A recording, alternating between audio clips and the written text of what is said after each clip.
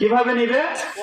আল্লাহ পাক 2 নম্বর পারার 2 নম্বর পৃষ্ঠা 2 নম্বর সূরা সূরাতুল বাকারা এর 155 নম্বর আয়াতের মধ্যে বলেছেন যে এই ভাবে আমি তোমাদের পরীক্ষা নেব। কেমন? আল্লাহ পাক বলেন وَلَنَبْلُوَنَّكُمْ بِشَيْءٍ مِّنَ الْخَوْفِ وَالْجُوعِ وَنَقْصٍ مِّنَ الْأَمْوَالِ। আল্লাহ পাক বলেন, রে বান্দা, আমি তোমাদেরকে অবশ্যই পরীক্ষা নেব, ভয়ের দ্বারা ভয়। বান্দা, তুমি নিজেকে মুসলমান বলে দাবি করছো, স্বীকার করেছো বান্দা, ঈমান আনার কারণে তোমাকে ভয়ের সম্মুখীন করা হবে। বেঈমানদের হাতে তুমি পাকড়াও হয়ে যাইবা। বেঈমান বলবে, এ মুসলমান বান্দা, তুই তোর ঈমানকে ছেড়ে দে, ঈমান থেকে তুই বেঈমান হয়ে যা, ইহুদি হয়ে যা, খ্রিস্টান হয়ে যাও। যদি না হও তাহলে তোমাকে জায়গায় হত্যা করে ফেলা হবে। ভয় দেখানো হবে, 1 নাম্বার ভয়। এই ভয়ের সাথে যদি মোকাবেলা করে তুমি তোমার ঈমানকে বাঁচাইতে পারো, তাহলে বোঝা যাবে তুমি সফল। এমন ভয় সাহাবায়ে কেরামদেরকেও সেই সময়ের পরাশক্তি রোম পারস্যরা দেখাইছেন, কিন্তু সাহাবায়ে কেরাম ঈমান থেকে সরে যায় নাই। কেমন ভয় দেখাইছেন সাহাবায়ে কেরামদের? আল্লাহর নবীর সাহাবী আব্দুল্লাহ ইবনে হুযায়ফা, যার নাম আব্দুল্লাহ ইবনে হুযায়ফা, বাদশা আমিরুল মুমিনিন ওমর ইবনুল খাত্তাব রাদিয়াল্লাহু তাআলা আনহু এর জামানায় রোমদের সাথে মোকাবেলা করার জন্য রওনা হয়ে গেল। আব্দুল্লাহ ইবনে হুযায়ফা হলেন ওই সেনাবাহিনীর কমান্ডার, সেনাপ্রধান। অন্যদিকে রোমের বাদশার খবর হয়ে গেল যে মুসলমান জাতি যারা আমার সাথে, আমার বাহিনীর সাথে মোকাবেলা করার জন্য আসতেছে, এদের ঈমানের পাওয়ার নাকি অনেক বেশি। কোনো কিছুর বিনিময়ে এরা তাদের ঈমানকে বিক্রি করতে রাজি নয়। যার কারণে রোমের বাদশা তার বাহিনীদেরকে আদেশ করলো, যারা আমাদের সাথে মোকাবেলা করার জন্য আসতেছে, তোমরা যদি যুদ্ধে পরাজয় বরণ করো আমার কোনো আফসোস নাই, তবে মুসলমানদের একটা জামাতকে তোমরা ধরে সম্মানে আমার দরবারে নিয়ে আসবা। নিয়ে আসার কারণ হলো আমি তাদের ঈমানি পরীক্ষা নিতে চাই। আব্দুল্লাহ ইবনে হুযায়ফা যখন তার বাহিনী নিয়ে রোমের সম্রাটের সাথে মোকাবেলা করার জন্য রওনা হয়ে গেল, ময়দানে ঝাঁপিয়ে পড়ার পর এই মুসলমান বাহিনী ওই খ্রিস্টান রোমীয় বাদশার বাহিনীর সাথে পাকড়াও হয়ে গেল, ধরা পড়ে গেল। ধরা পড়ার পর রোমের বাহিনীরা মুসলমানদের কোনো ক্ষতি করলো না। বাদশা নামদারের নিকটে পত্র লিখলো, বাদশা নামদার, আমরা একদল মুসলমানদেরকে আবদ্ধ করে ফেলেছে, আমাদের হাতে এখন জিম্মি। আপনি যদি বলেন তাদেরকে হত্যা করে ফেলতে, তাহলে আমরা হত্যা করে ফেলবো। আর যদি বলেন না না, তাদেরকে হত্যা করার প্রয়োজন নাই, বরং সসম্মানে আমার দরবারে নিয়ে আসো, তাহলে তাই করব।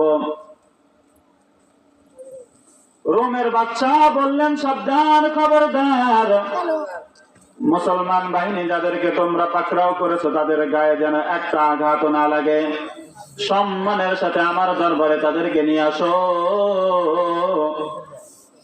বাদশা নামদারের কথা মতো হুকুম অনুযায়ী রোমীয় বাদশার বাহিনীরা মুসলমান ওই বাহিনীকে সসম্মানে রোমের বাদশার দরবারে নিয়ে গেল।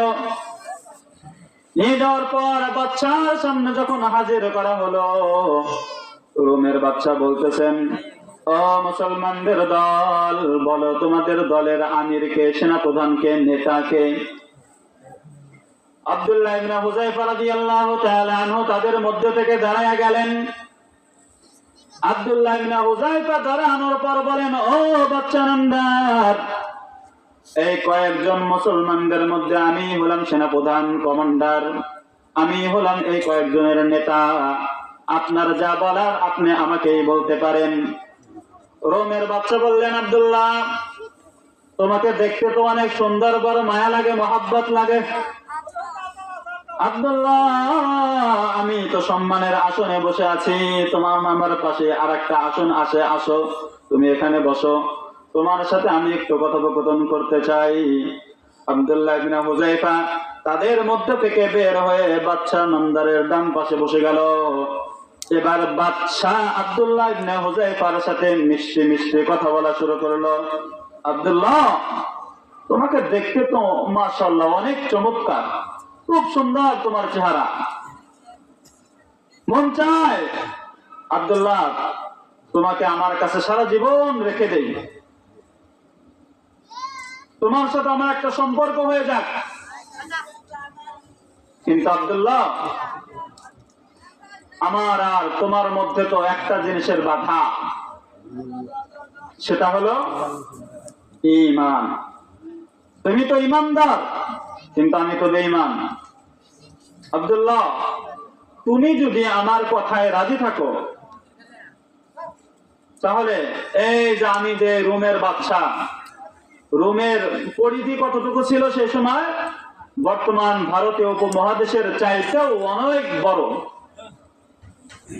আব্দুল্লাহ, তুমি যদি বেঈমান হও, ইমানকে যদি আমার কাছে বিক্রি করে দিতে চাও, তাহলে আমার এই রোমের বাদশাহীর মধ্যে থেকে অর্ধেকের বাদশা আমি তোমাকে বানায় দেব।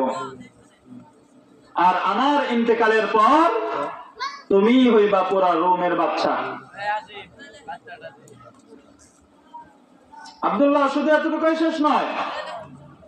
তুমি হয়তো ভাবতেছো যে আজকে যদি আমি বেঈমান হয়ে যাই, তাহলে আমার পরিবার আমাকে ত্যাগ করবে, আমার বিবাহ শাদী হবে না, কেউ আমাকে দেখতে পারবে না। আব্দুল্লাহ, এই ভয় করার কোনো প্রয়োজন নাই। আমার ঘরে আমার নিজের কন্যা সুন্দর রমণী আমার ঘরে আছে, তাকে তোমার সাথে বিয়ে দিয়ে দেব। বিনিময় তুমি তোমার ঈমানকে ছেড়ে দাও। আব্দুল্লাহ ইবনে হুযায়ফাকে যখন বললেন, আব্দুল্লাহ তুমি তোমার ঈমানকে আমার কাছে বিক্রি করে দাও, শেষ ফলাফল যখন এটাই দাঁড়াইলো, বাচ্চা নামদার বুঝাইতে চাইলেন, আব্দুল্লাহ তুমি তোমার ঈমানকে আমার কাছে বিক্রি করে দাও, আমি বিনিময়ে আমার ষোড়শী কন্যা, যুবতী কন্যা সুন্দর রমণীকে তোমার সাথে বিয়ে দিয়ে দেব। এই রোমের অর্ধেকের বাচ্চা আমি তোমাকে বানিয়ে দেব। আব্দুল্লাহ ইবনে হুযায়ফা বসা থেকে দাঁড়ায় গেল, চেহারা লাল টকটকে হয়ে গেল, চেহারা বিবর্ণ হয়ে গেল। আব্দুল্লাহ ইবনে আওয়াজ উচ্চ কণ্ঠে বললেন, ও রোমের কুকুর, তুই কি আমার ঈমানকে বিক্রি করতে চাস, কিনতে চাস তোর অর্ধেক বাদশাহীর মাধ্যমে? ভালো করে শুনে রাখ, আমি আব্দুল্লাহ ইবনে হুযায়ফা, তুই যদি পুরো বিশ্বকেও আমাকে দিয়ে দেশ এবং আমাকে বাচ্চা বানায় দেশ, এরপরেও তোর কাছে আমি আমার ঈমানকে বিক্রি করব না।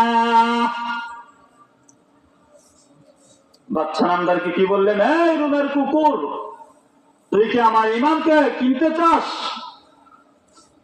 সে সময়ের পড়া শক্তি তার পাশে বসে তাকে কুকুর বলে এই কথা বলল। তাদের ঈমানি চেতনা শক্তি কত বেশি! আব্দুল্লাহ ইবনে হুযায়ফার কথা শোনার পর বাচ্চা নামদারের মেজাজটা গরম হয়ে গেল। বাচ্চা নামদার আসন থেকে উঠে অন্তর্মহলে চলে গেল। চলে যাওয়ার পর তার বাহিনীদেরকে বলল, যাও আব্দুল্লাহ ইবনে হুযায়ফা সহ তার সাঙ্গপাঙ্গ যারা আছে তাদের সবাইকে জেলখানায় ঢুকাও। আব্দুল্লাহ ইবনে হুযায়ফা তার সাঙ্গপাঙ্গকে বাচ্চা নামদারের বাহিনী এসে জেলখানায় আবদ্ধ করে ফেলল। বাচ্চা নামদার তার বাহিনীদেরকে বলল, আমার বাহিনী সাবধান, আমার আদেশ না হওয়া পর্যন্ত তাদেরকে খানা পিনা তো দূরের কথা, এক ঢোক পানিও তাদের সামনে পেশ করবা না। আমি দেখতে চাই তাদের ঈমানের পাওয়ার কত। আব্দুল্লাহ ইবনে হুযায়ফা মুসলমানদেরকে নিয়ে জেলখানায় আবদ্ধ হয়েছে। একদিন যায়, 2 দিন যায়, 3 দিন যায়, 4 দিন যায়, কোনো খানা পিনার কোনো ব্যবস্থা নাই। আব্দুল্লাহ ইবনে হুযায়ফা এবং তার সাথী বল এক সময় দুর্বল হয়ে গেল, অসুস্থ হয়ে গেল।